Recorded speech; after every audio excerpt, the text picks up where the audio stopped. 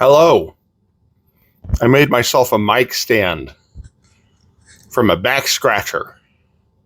Oh, and I have braces. So I'm going to talk funny. And I am not thrilled by that piece of information. I'm talking funny because I can't close my mouth. That's as much as I can close my mouth. It's little knobs in the back to prevent me from closing my mouth. I got a really fucked up jaw. We're not trying to fix the gaps in the teeth. We're just trying to make it so I can close my mouth properly. The thing is I'm 50 and I kind of learned how to close my mouth just fine. But, I was convinced by orthodontists that I could close my mouth just a little bit better if I do this shit to my face. For 2 goddamn years. I'm only going to be talking weird for a little bit, though. I got to get these teeth, I got to move out of the way, and then they can remove the gaps, and I can close, and I can chew. Right now I'm on mushy food, and it fucking sucks. But hey, I'm going to lose weight. And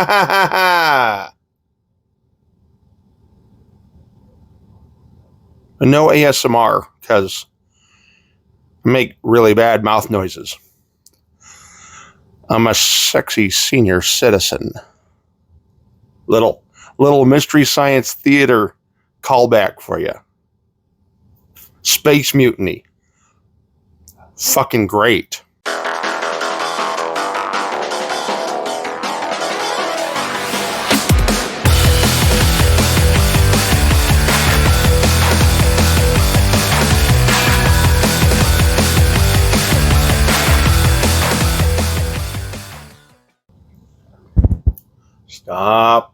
Stop wobbling. All right, so what am I playing in my mouth misery? Well, let's start with Final Fantasy 16. Ha! Wow, that's a blue tongue. Maybe don't laugh. I guess a blue tongue because I'm not getting enough sugar and my blood sugar's getting low, so I'm drinking a lot of Gatorade.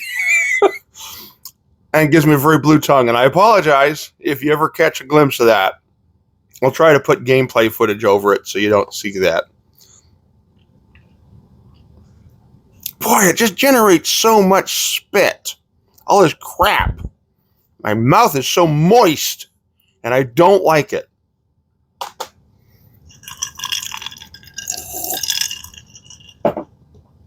All right. Final Fantasy 16. Guess what? I've decided to give up on the game. I'm not even going to talk too much about it. I might put some video over it so you don't have to see me, but you do have to hear me.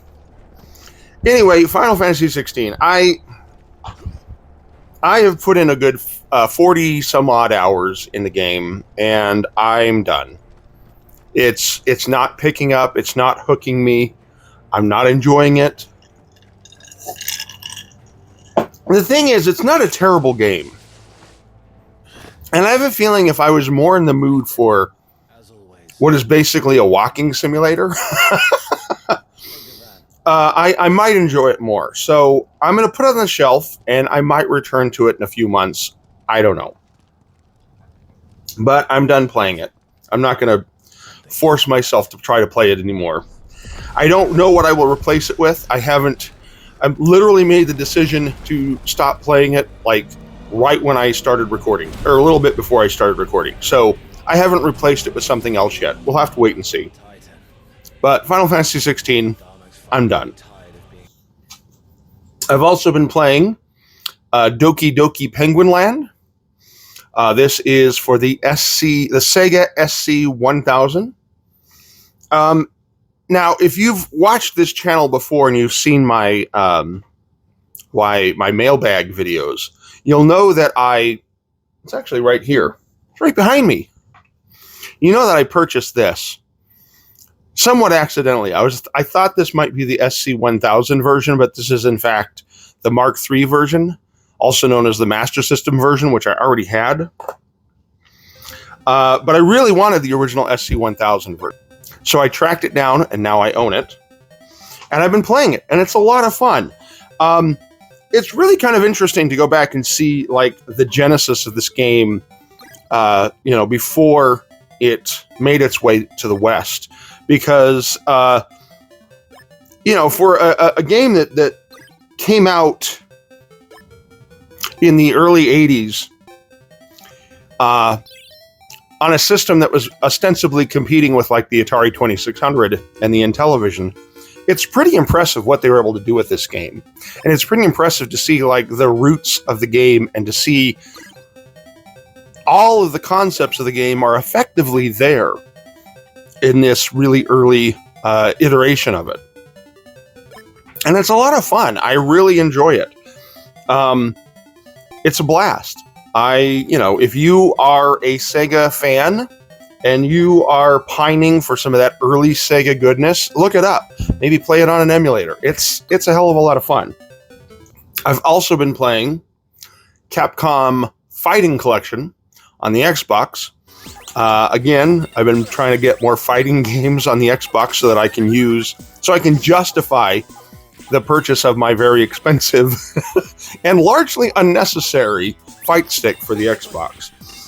But I bought this one fairly inexpensively, and I've been playing it. It's a blast. It's a complete blast. The thing is, most of these games I've actually already played and own. I have versions of Night Warriors right here. Sega Saturn version of Night Warriors. I also have Super Puzzle Fighter Turbo. Boy, that is hard to say with braces.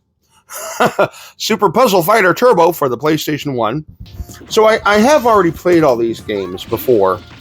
But, this is a great collection. And, in fact, I was able to get my daughter to play with me. And we played quite a few of these. And it was a blast. We had a lot of fun. She really got into Super Puzzle Fighter, although I'm a little too good at that. So she didn't really have a lot of fun. But then we went and started playing the Night Warrior, Darkstalkers, Vampire Survivors games, and those were a blast. We also tried out Cyberbots, which I'd never tried before. I actually find Cyberbots to be a little bit confusing. It's definitely got that late 90s, early 2000 Capcom fighting goodness, when they were just trying, throwing everything to the wall to see what would hit and what would stick, I should say. But I would argue that Cyberbots is probably the weakest in this collection. And we wrapped it up by playing Super Street Fighter 2 Hyper? I think it's Hyper. The anniversary edition, whatever that is. But anyway, we had a lot of fun. We had a blast. It's great fun to just sit there and play these classic fighting games with someone you love, couch versus. It's it's fun. I don't know what else to say. Oh man, I'm tired. I'm on this mush diet because of this stupid thing, and I just have no energy.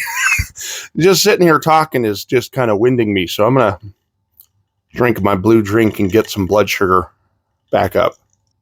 All right, what else am I playing? Well, all the rest of these are digital. They're on PC, so I'll probably put shit up there indicating what they are. First, Dread Delusion. Still playing that.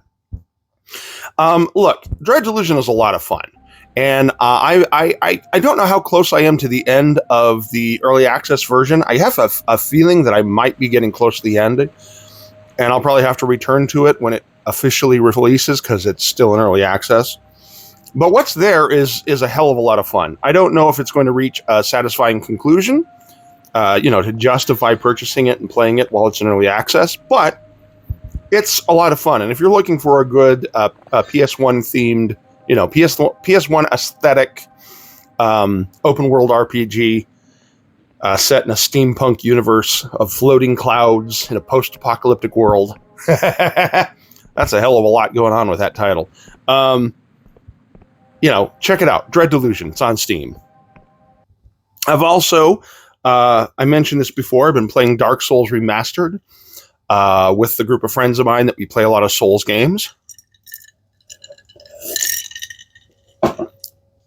We had a bit of a frustrating night the other night trying to play it. We kept getting invaders, and I realized that's one of the perils of playing a game fully co-op, or playing a Souls game that is fully co-op, is that it's going to invite invaders.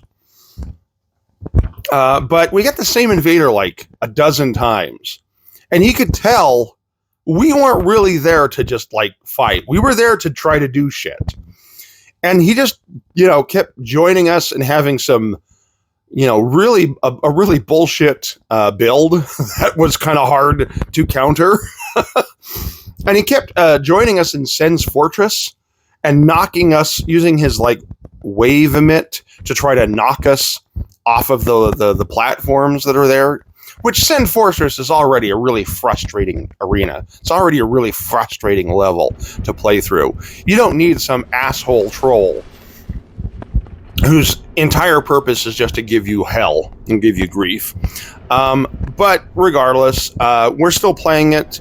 After the frustration in Dark Souls Remastered, we went on to Gang Beasts, which was a lot of fun. I introduced my friends to the Horde mode. I think it's called Waves, actually. The Waves mode that my daughter introduced me to. And we had a blast. We played that for a little bit. I'm very excited. There's a Gang Beasts clone coming out that's like, seems to have a budget that this type of game, that Gang Beasts just didn't have. And I'm excited to see what they do with it. I don't remember the name of it. I probably should have looked it up before I started recording. The last thing that I've been playing is Barony. I've still been playing Barony. Again, I'm playing the Quality of Death beta. Barony is a little roguelite dungeon crawler with a 3D retro aesthetic that is slightly similar in look to something like Minecraft, very pixelated. But I'm enjoying it. It's a lot of fun. I still need to try to get my friends to play it some more. So far, other than the one weekend where we all played together, it's just been me. But I'm still having a lot of fun. My concern that I raised last time about it not having much of a progression system outside of the game, outside of dungeon crawling, that concern, I'd like to raise it again, because it still just does not seem like there's much of a progression outside of the dungeon. It doesn't seem like there's any sort of persistence, any sort of unlocking new skills, unlocking new gear to make your next run that much more attainable, that much more doable. But who knows? It's still in early access. I'm going to keep giving it I'm going to keep giving it more chances, and I'm going to keep playing it because it's fun. And hopefully, when it comes out of early access, it'll be a full experience, and I will be able to wholeheartedly recommend it to people. I don't know.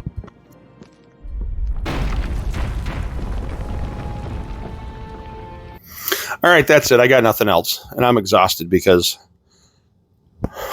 blood sugar.